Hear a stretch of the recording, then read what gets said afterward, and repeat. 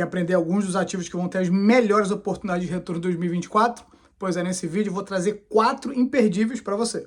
Bem-vindos e bem-vindas a mais um episódio. Eu sou o Bruno do Clube do Investimento USA e esse canal foi feito especialmente para você que quer aprender, quer navegar o maior e melhor mercado do mundo, o mercado americano. Se você achou que você perdeu o bonde porque em 2023 aconteceram coisas que você não esperava, não se desespere.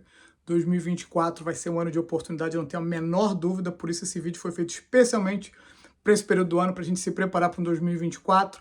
Se o seu interesse realmente é aprender a investir e navegar esse mercado, que tem um monte de oportunidade para todo tipo de investidor, todo tipo de trader, já considera deixar o seu like, subscribe para o nosso canal. Os índices americanos terminaram a sua 8ª semana consecutiva de ganho, isso não acontecia, pelo menos para o S&P, desde 2017, para o Dow Jones desde 2019. A primeira pergunta é até onde esse mercado vai?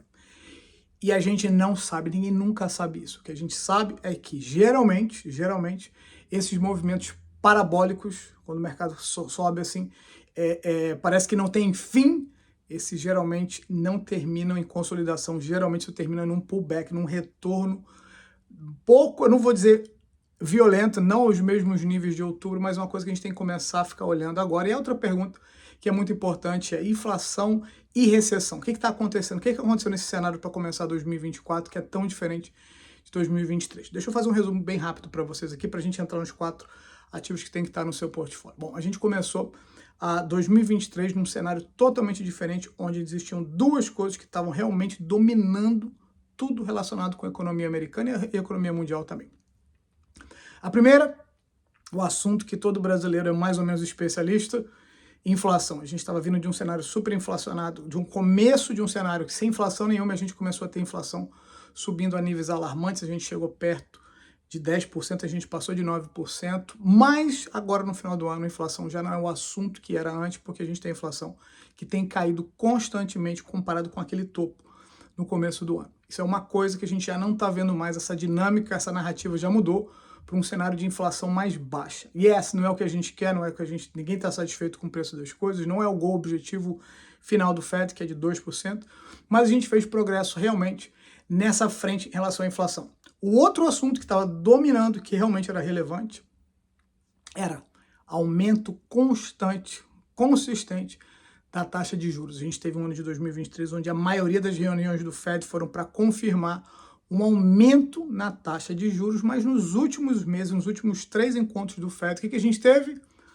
O Fed começou a dizer, começou a apontar que esses aumentos tinham chegado no topo, a gente está por volta de 5,25, eles não vêm não só mais nenhum aumento, como eles já estão começando a falar, já disseram no último, eles estão pensando, não deram assim um definitivo, mas que por volta de 3 cortes da taxa de juros para 2024. Como isso reflete no mercado e como isso reflete para os seus estoques vai ser assunto para um outro vídeo, porque hoje eu quero me dedicar a falar 4 ativos que você precisa estar de olho. O primeiro vai ser um estoque individual do setor de energia. Esse que você está vendo aí, DVN ou Devon Energy Corporation, eles são das empresas dentro do setor de energia que tem mais upside. Deixa eu falar um pouquinho para vocês sobre o setor de energia. O que aconteceu em 2023 foi que a gente, como eu disse anteriormente, a gente teve um risk on environment, ou seja, o apetite dos investidores está para estoques de mais risco, estoques de crescimento.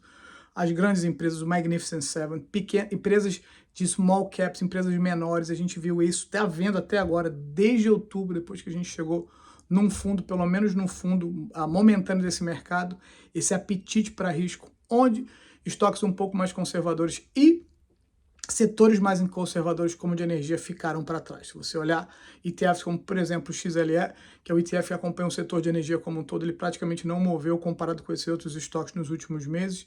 E com Devon Energia não foi diferente. Eles ficaram basicamente dentro desse range, nesse gráfico que você está vendo aí, mais ou menos entre 42 e 55 dólares, 52 dólares, perdão, eles conseguiram subir um pouquinho, mas não conseguiram fazer um breakout e agora tem um trading perto de 46 dólares. O interessante dessa companhia é que eles têm crescimento num setor que você tem bastante estabilidade. Claro que a situação do preço do petróleo como um todo prejudicou esse tipo de setor, mas Devon não é só dedicada a petróleo, são empresas de exploração baseada aqui em Oklahoma, aqui nos Estados Unidos, de petróleo e gás natural, onde os analistas têm uma expectativa, um target para essa empresa nos próximos anos de mais ou menos $72. Do price range, do preço que ela está agora, mais ou menos até o alvo dos analistas, que é uma possibilidade, não é uma garantia, nunca é. Você está falando de mais ou menos de um upside de 60% numa empresa que paga um dividendo modesto por volta de 1,5%. Mais uma empresa que vale a pena você ficar de olho.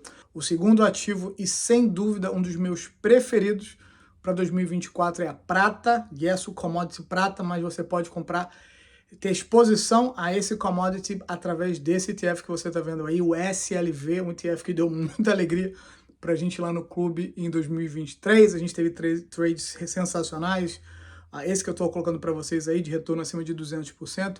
Mas o interessante da prata como um todo, do ETF, obviamente, que te dá exposição, é que a prata, ela serve, eu não quero tentar simplificar, vou tentar simplificar ao máximo, porque quando a gente fala de prata em relação a money supply, a quantidade de dinheiro circulando na economia, fica um pouco técnico, mas a prata, ela serve muito bem como um hedge, como uma proteção, entre outras coisas, mas principalmente circulação de dinheiro, porque quando a gente teve um problema similar na pandemia de circulação de capital, onde o Fed teve que intervir, e a gente teve algumas crises bancárias, como vocês sabem, em março de 2023 a gente teve um reflexo de crises bancárias, de liquidez de bancos no ano passado. E se você olhar para 2020, você vai ver nesse gráfico aí que a prata, nesse momento, como é que ela funciona como um hedge para esse tipo de situação. O SLV saiu de uma região de mais ou menos $11 e foi lá para cima $25. Teve uma valorização de mais de 100%.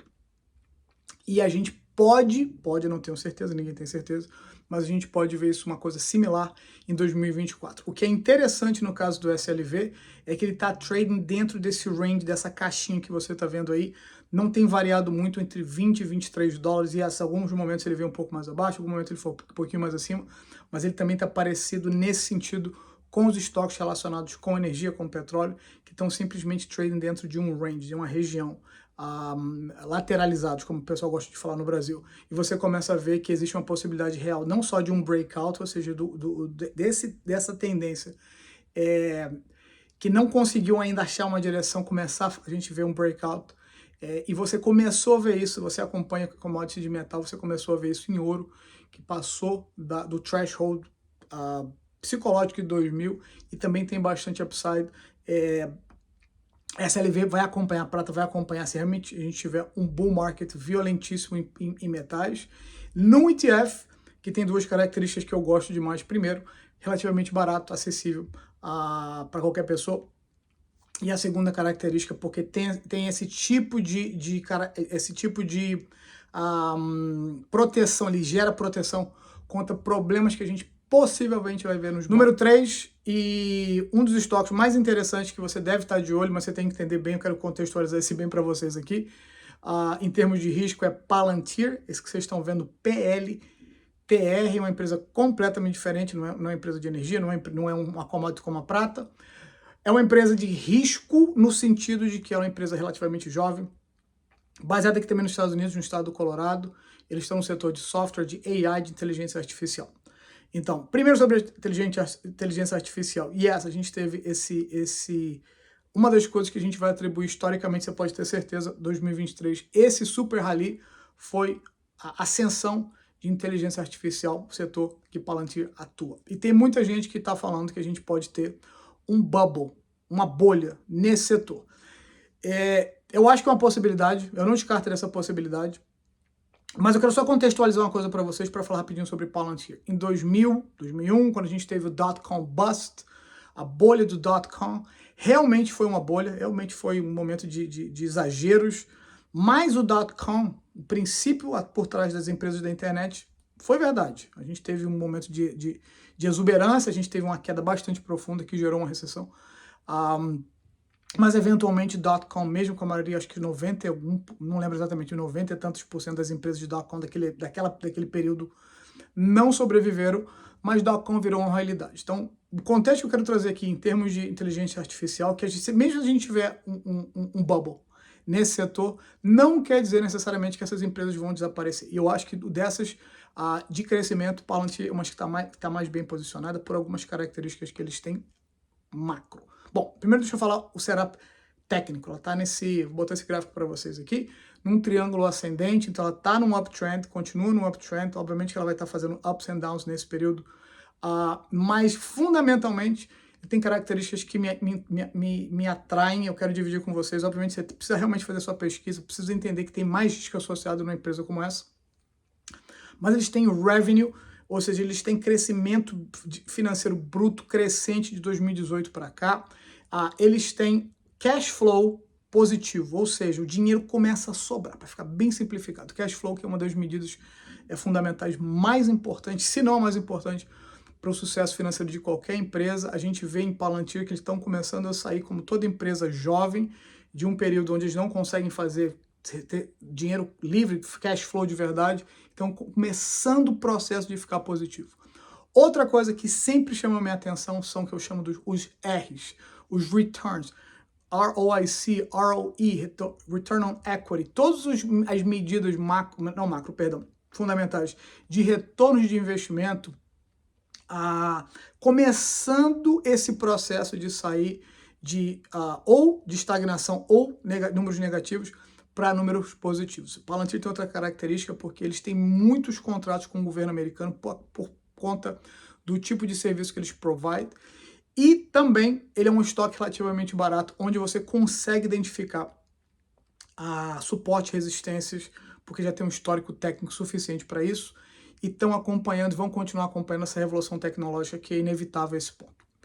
O problema de Palantir hoje, na minha opinião, é que você precisa realmente observar para você fazer um dollar cost average, você começar a entrar num estoque como esse, se for seu interesse, em proporções menores, e você vai acompanhando, entendendo que esse realmente, na minha opinião, é um investimento de longuíssimo prazo. Estou falando de 10 anos, para uma empresa dessa realmente amadurecer e reach the potential. Uma empresa como essa, de tecnologia com crescimento constante, como o Palantir, tem um potencial de crescimento, vou consertar, mas tem um potencial de crescimento gigantesco desde que você entenda o risco associado.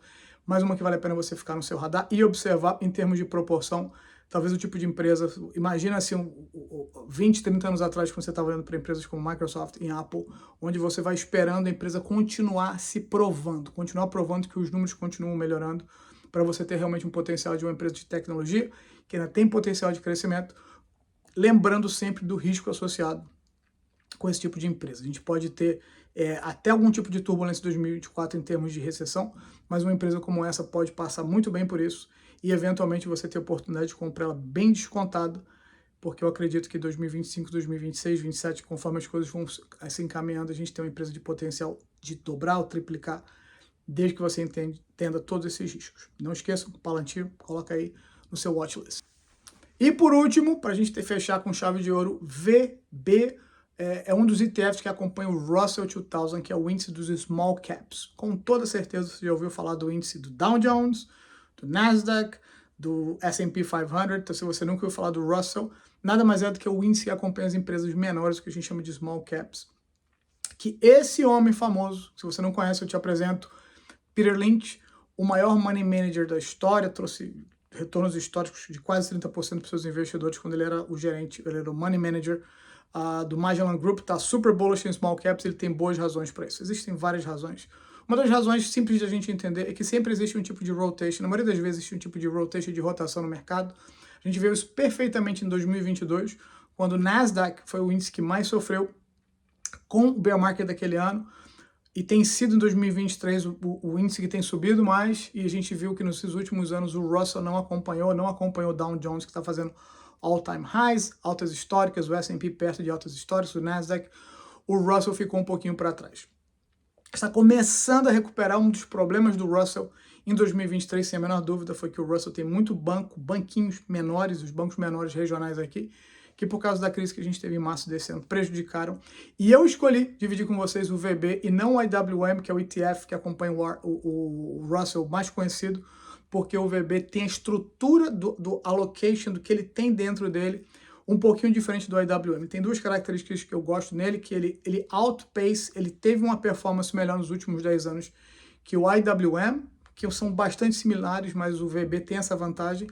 E a segunda vantagem, que eu acho que é super importante, por isso que eu quis dividir com vocês, é que o peso dos bancos regionais é muito menor no VB do que o IWM. Então, se você está olhando para um dos índices nesse momento que está com mais chances de upside, com uma exposição a estoques que sejam um pouco mais favorável, na minha opinião, para 2023, o VB é uma excelente opção para você, de um ETF, de um índice que tem potencial de bastante crescimento, bastante upside, com empresas também que estão crescendo, que podem passar por algum tipo de turbulência. A gente ainda não sabe, a gente não tem como saber se a gente vai ter uma recessão em 2024. Eu, particularmente, acho que é muito mais provável que isso aconteça, mas vale a pena a gente lembrar que, geralmente, recessões aqui nos Estados Unidos, elas são curtas, não são, na maioria das vezes, profundas. E essa, a gente teve Great Financial Crisis em 2008, foi pesado, mas isso não acontece em todas as recessões. Então, mesmo no momento, se a gente tiver algum tipo de recessão, algum tipo de contração econômica, a gente tem um grupo de empresas dentro do ETF, como o VB, que tem um potencial de crescimento muito maior e com risco limitado de todo ETF, porque você tem diversificação. Pessoal, esses foram os 4 ideias que eu queria dividir com vocês para 2024. Mais uma vez, eu acredito que 2024 vai ser um ano de oportunidades incríveis, como geralmente são anos presidenciais, anos que a gente tem boas razões para ficar bolas, principalmente nos últimos trimestres do ano. Então, eu acredito que a gente possa ter alguma turbulência no começo do ano, e eu acho que é muito provável que a gente esteja chegando perto de um topo. Mas é bom você começar um ano como 2024 com um plano, tendo esse tipo de ideia de estoques de investimento que você pode colocar dentro da sua, botar no seu watchlist, para ser cartas na sua manga, para eventualmente, em momentos de fraqueza, de pullback, onde esses estoques que eu dividi com vocês e tantos outros tiverem descontados, você tem a oportunidade de comprar do mesmo jeito que eu fiz vídeos aqui em outubro desse ano. Quando você aprende a comprar qualidade nesses momentos de fraqueza, você tem uma chance de retorno muito melhores. Eu espero para vocês 2024 super próspero, que você consiga navegar essas oportunidades que o mercado americano dá pra gente. Eu espero ver vocês. Não esquece, deixa aqui o seu like, considera de novo, subscribe para o nosso canal. Eu vejo vocês de novo na próxima.